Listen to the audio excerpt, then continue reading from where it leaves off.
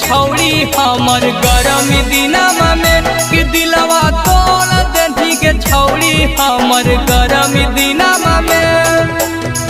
हमें कानू हियो लोटी लोटी जमीनमा में हमें कानू हियो लोटी लोटी जमीनमा में कि दिलवा तोड़ देनी के छौड़ी हमर गरमी दिनमा में कि दिलवा तोड़ देनी के छौड़ी हमर गरमी दिनमा में हमर गरमी दिनमा में दिलवा तोड़ देनी के छौड़ी तोड़ देनी के छौड़ी हमर गरमी दिनमा में कि दिलवा तोड़ देनी के छौड़ी हमर गरमी दिनमा में कैसे खुश रहम छौड़ी पियावा के पास गे एसी वाला हवा खिलैतो होई जैभी नास गे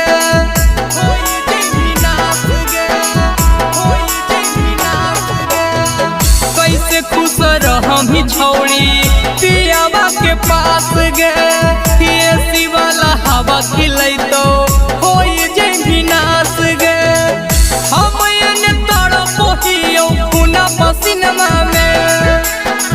हम एने तड़पो हियो पुना पसीनमा में तो दिलवा तोड़ देनी के छौड़ी हमर गरमी दिनमा में तो दिलवा तोड़ देनी के छौड़ी हमर गरमी दिनमा में हमर गरमी दिनमा में दिलवा तोड़ देनी के छौड़ी तोड़ देनी के छौड़ी हमर गरमी दिनमा में कि दिलवा तोड़ देनी के छौड़ी हमर गरमी दिनमा में प्यार के नाम पर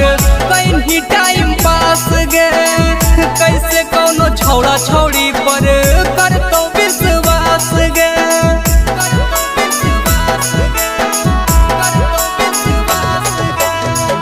प्यार के नाम पर कहीं टाइम पास गे कैसे कौनो छौड़ा छौड़ी पर करतो विश्वास गे उठल दरदिया मिथल सके सिनेमा में उठल दरदिया पार कस के सिनेमा में कि दिलवा तोड़ देनी के छौड़ी हमर गरमी दिनमा